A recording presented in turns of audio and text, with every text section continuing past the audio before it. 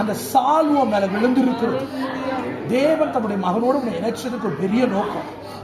அது நீ வரும் நாட்கள் அமைதியோடு நீ சாந்தமாய் அமைதியோடு நீ இருக்கும்போது உன்னை கொண்டு வந்து இணைச்ச நோக்கத்தை நீ மிக விரைவாய் அதை நீ பெற்றுக்கொள்வாய், சுதந்திரித்துக் கொள்வாய். அதுக்கு உன்னை கர்த்தர் உருவாக்கி கொண்டிருக்கிறார். ஆவிக்குரிய காரியங்களை பார்ப்பதற்கு ஆவிக்குரிய கண்கள், அபிஷேகம், வரங்கள் இதெல்லாம் உனக்கு கொஞ்சமாக நம்ம தந்து கொண்டிருக்கிறார்.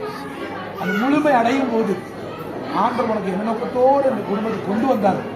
அப்போ நீ அறிந்து கொள்வாய், நான் உன்னை என்ன நோக்கத்தோடு இந்த குடும்பத்தை கொண்டு வந்த அந்த ஆயத்தை கொண்டு வந்தேன். தூரம் அல்ல மகளே, நிறைய நன்மைகளும், நிறைய பிளேட்டை பார்க்குறேன், நிறைய பிளேட்டில் நிறைய பழங்களும், நிறைய ஆசீர்வாதங்களும், நிறைய விளைச்சல்களும், மேலிகளையும் பார்க்கிறேன்.